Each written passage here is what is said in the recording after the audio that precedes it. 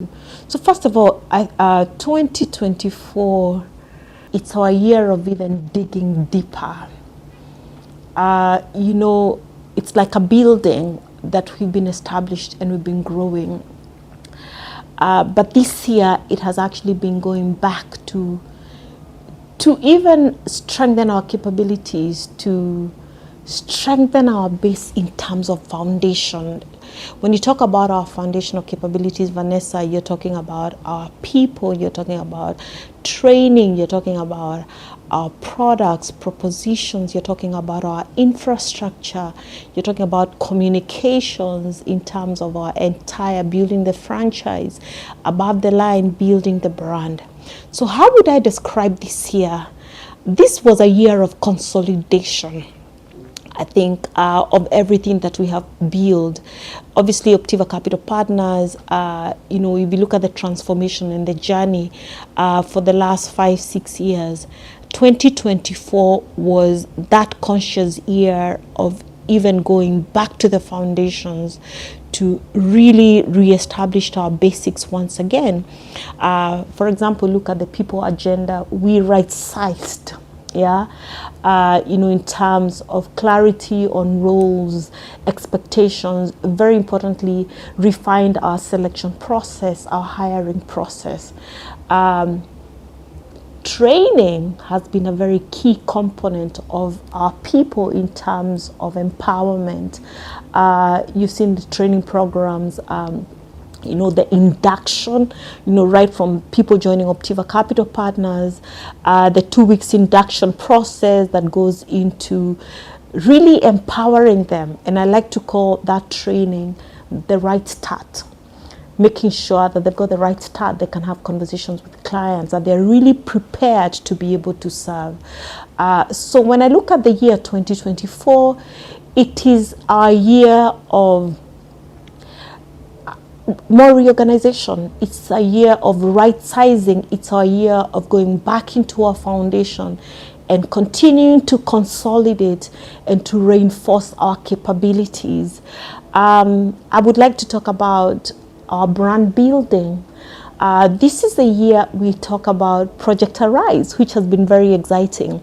And you see what we've done in terms of streamlining our communication agenda, being very clear about what are we going to be known for in this market. What are the words that you'd actually know you associate with Optiva Capital Partners, and carrying out that agenda consistently. We are leaders in wealth retention, global citizenship, and being able then to carry that across even into our internal communication. So we have done so much work on building the brand. We have such recognition nationally, across Nigeria, and internationally.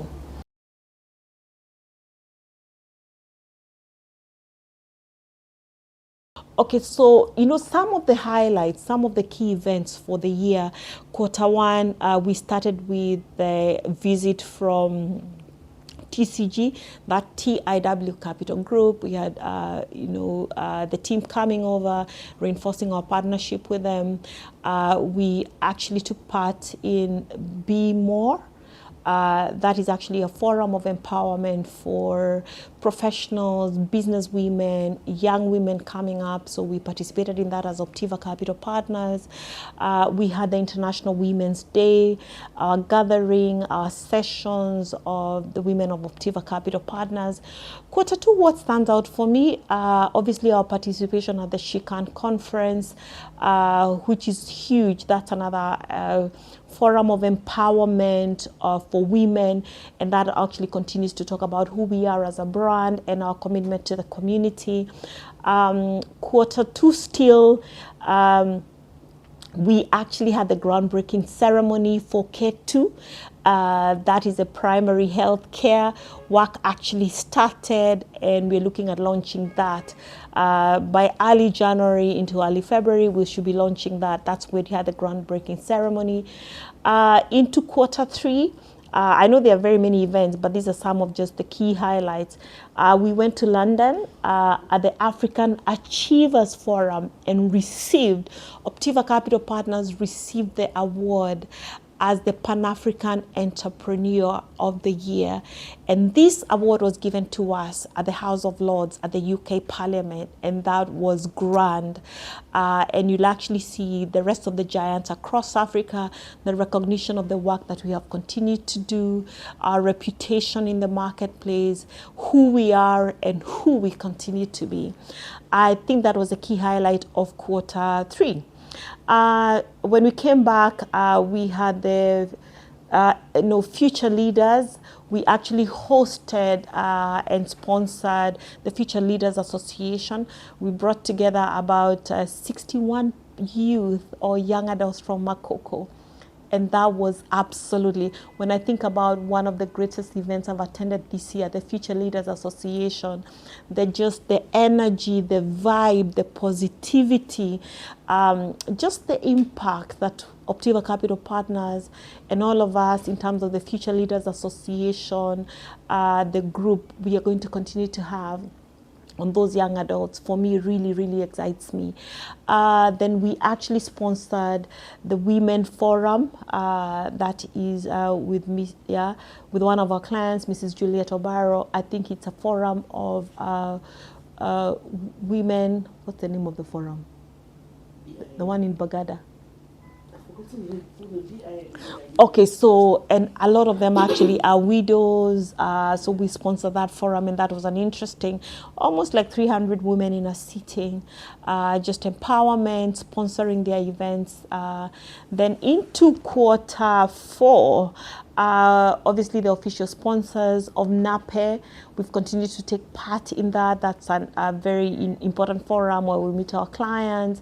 We have such recognition of our participation, our contribution, our conversations with the clients. So we did that. That must have been somewhere in November. Still Q4, we did Elevate Africa. That has been another amazing platform.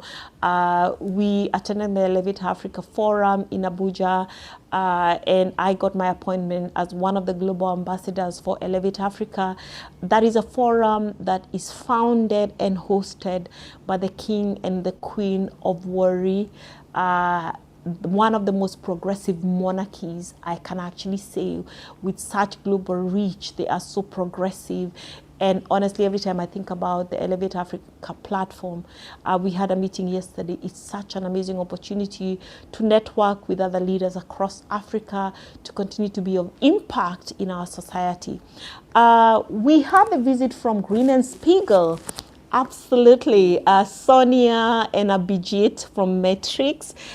These are Canadian partners.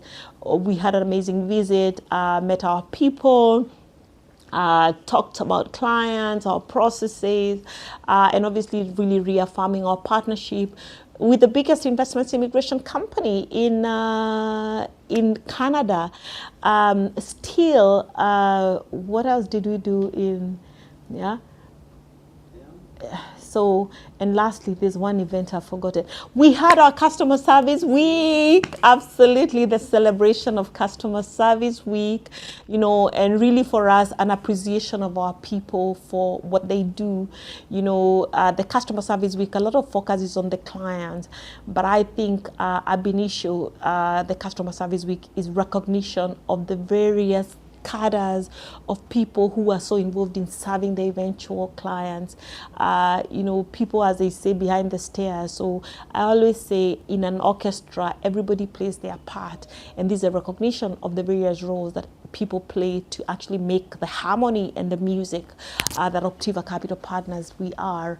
Yes, and lastly, one of the last events, we had the signing ceremony with Wema Bank.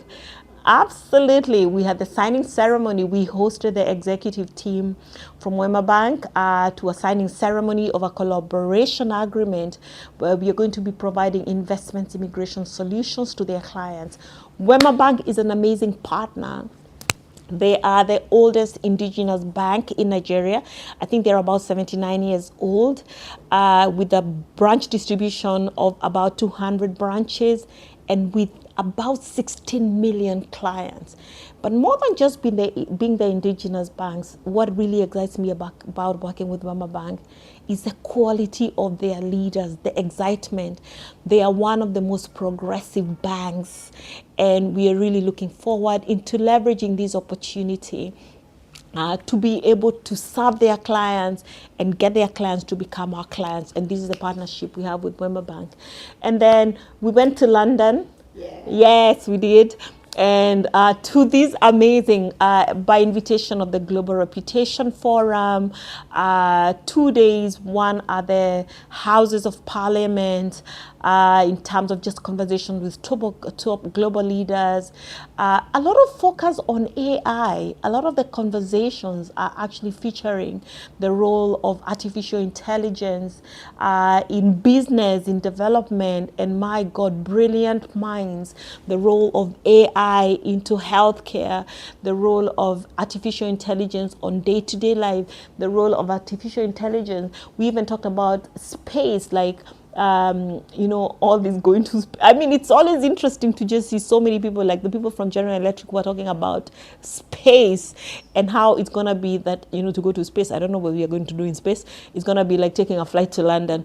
But anyway, all interesting, but meeting just an amalgamation of amazing business leaders across Africa, across all parts of Africa, and actually internationally. You had people from the US, you had people from London itself. So, and we got the award, the Global Reputation Award. I think we were about 13 of us who were awarded globally. This is a Global Corporate Leadership Award in recognition. This is an award to me, to Dr. Jane Kimeme, in recognition of my positive impact in the society, widespread influence, and the ability to inspire positive change in Africa. Let me tell you something about this award. It's a challenge. It's a challenge to do more. It's a challenge to serve. And very importantly, I got the 2 awards. The second award is the U.S. Presidential Lifetime Achievement Award, that obviously they look at a selection of people across, they look at profiles, and I am humbled to have been selected as an awardee and a recipient of the United States Presidential Lifetime Achievement Award. And for me, it is humbling. It's a call to continue to serve. So it's been an amazing year. Yeah. Oh, it's been. Today we signed the agreement between Optiva Capital Partners and Lofton Keys Properties LLC, and this is a Middle East-based company in investment in the real estate space. So, Vanessa, it's been an exciting year. Absolutely, yes.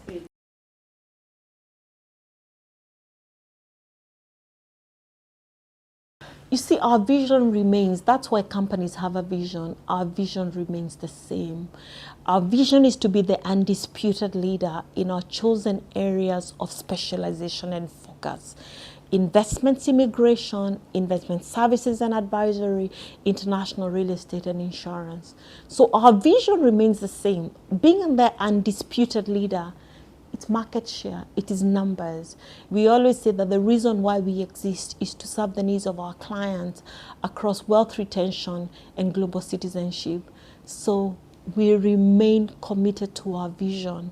That means moving the needle in terms of what is our current market share, what is the size of the entire investments immigration market, what is the size of the entire investment services and advisory market across Africa.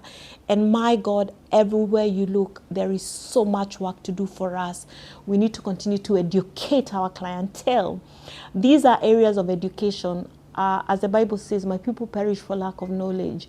So there are people, we need to continue to educate our clients so that they can actually benefit from the services and the opportunities that we bring to them, both in investment immigration, investment services and advisory.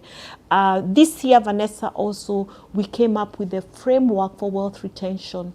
That's going to be a tool of education when you talk about the 4 steps of financial security, financial stability, financial independence and financial sustainability. So our work is really clearly cut. It's for us to continue to leverage on the opportunity that this market is to serve our clients for their needs for wealth retention and for global access.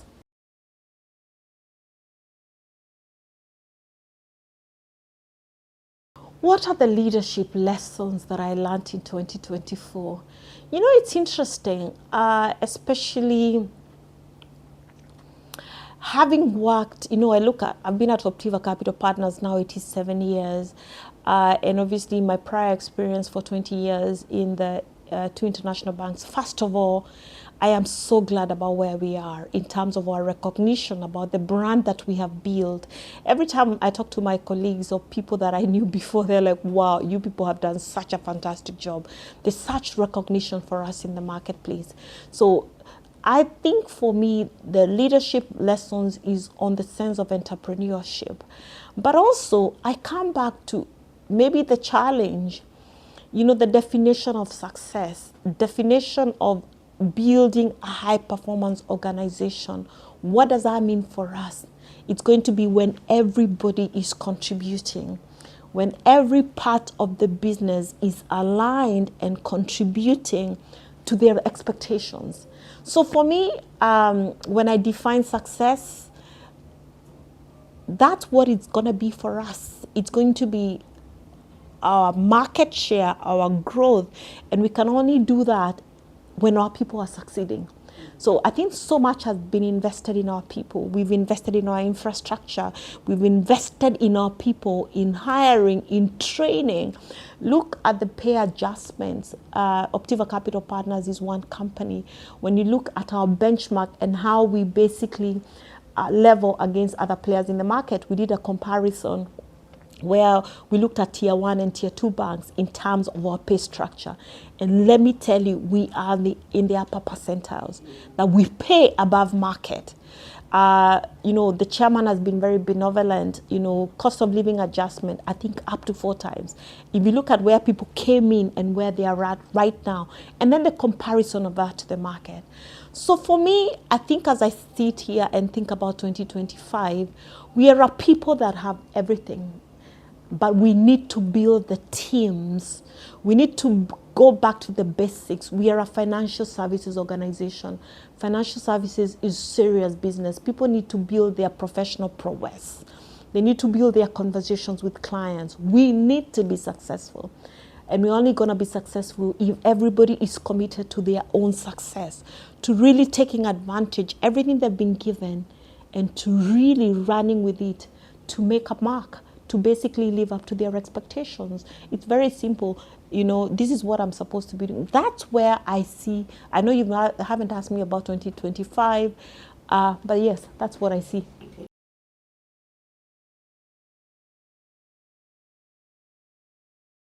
As we come to a close, I think it's a time of reflection of what do we have?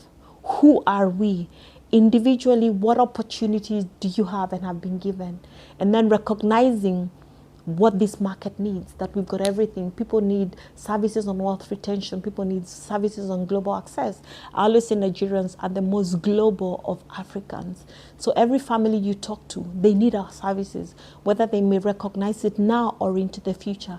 It's a reality. But are we having, where the rubber meets the road, where the rubber hits the road with everything we've done, is now up to every individual. What conversations are they having?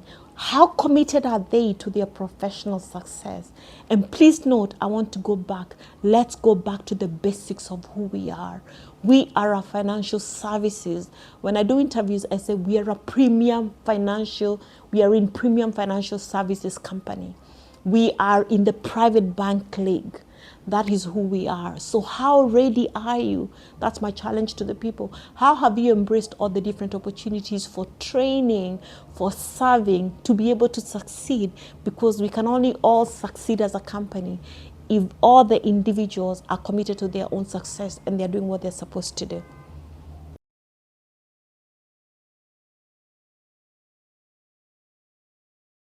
Top priorities to move the needle. What has moved the needle? Undisputed market leadership. It is numbers. So all the opportunities that have been created, I was having a conversation earlier on, I don't know, yeah, and I was thinking about, when we talk about who we are, these are opportunities we've created. I've been a salesperson. The publicity, the recognition, the above the line, the partnerships, the international alliances, all these are opportunities. So when I look at, we've got everything. So the key message is, really, I go back to where the rubber hits the road is the sales teams and the conversations on a daily basis, so that all these efforts will be commensurate to the output that is expected. Because I can tell you, there's so much work that has gone into investing in who we are, building our brand, our reputation, opening the doors, so many different opportunities. But my challenge is, what advantage have we taken of all those opportunities to have the right conversations and succeed? So the sales output need to be commensurate to all the investments and the efforts and the opportunities in this market, Vanessa.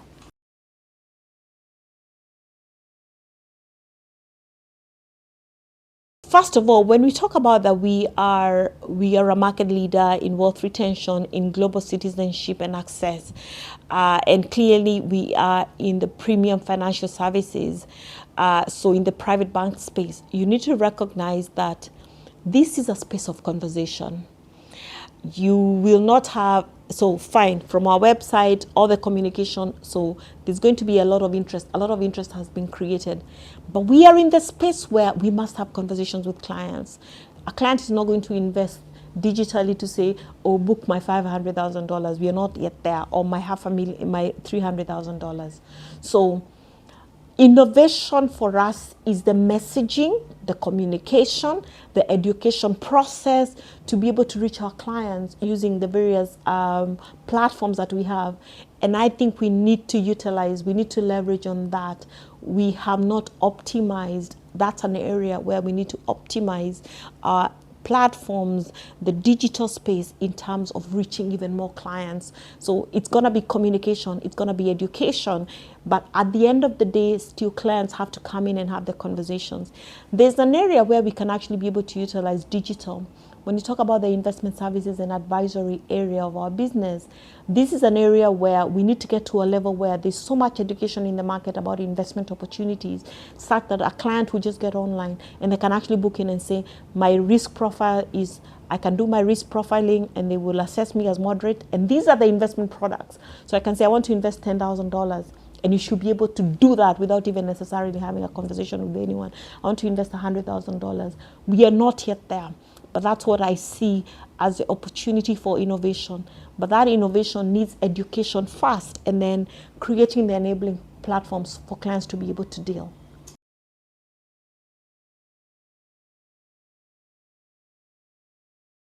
What advice would I give to my clients? You see, the entire wealth retention, the wealth management conversations. And when you talk about wealth management, all our products, investments, immigration, international real estate, investment services and advice. Yeah. So, and especially now, insurance. Right now it's at the end of the year. So families see it, they will plan ahead. So the advice I would give to clients is to leverage on the opportunities we have brought to leverage on the opportunities for global access, global citizenship, for wealth retention. The recognition that you need professionals when it comes to immigration. The recognition you need professionals when it comes to management of your wealth.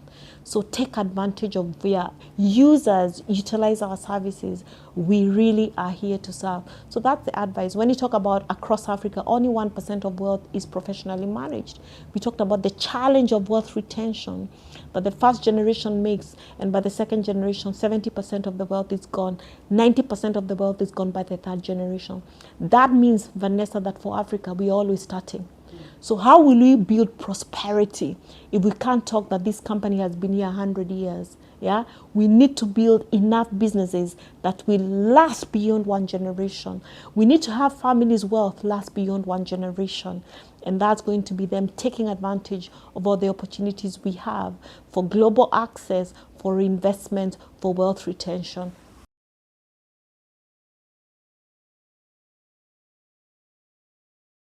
So when you talk about what are the plans for our client, first of all, it would not be good. I really would like to thank our clients. Thank you for giving us the opportunity to serve you. Thank you for the opportunity to serve your family, your friends, for recommending us. I know we continue to really perfect everything we are doing as far as our service offering is concerned. But what advice would I give them? We go back to our framework. It's really back to our framework. So when you talk about wealth retention, you can only retain wealth if you have made wealth. You're not going to retain wealth. And that's why I always talk about whether you're 27, 37, 47, 57, or indeed 67. When do you start your journey? A conscious effort or being very intentional about how you manage your wealth, whether I'm managing 100,000 naira, 200,000 naira, or indeed, because that's the discipline. So how do we start to educate people from younger ages? Because what you start doing in your 20s is what you're going to do in your 30s and in your 40s and your 50s. So my advice to our clients is we have the framework. So when you talk about our framework of building enduring wealth, we talk about very consciously, what is your sense of financial security? What does financial security mean? We go on to the next step. What does financial stability mean? What does financial independence mean? And then we talk about financial sustainability. My advice is all these are very intentional efforts. It doesn't just happen. You've got to put in place the structures. So for me, I'm really looking forward to discussing with so many families, with so many clients, asking the right question of, on a scale of 1 to 10, how well have you done in protecting your family's wealth? How well have you done in diversifying? How secure are you? How stable is your family wealth? And being able to put in place the framework and being able to recommend the right solutions for them to build enduring wealth.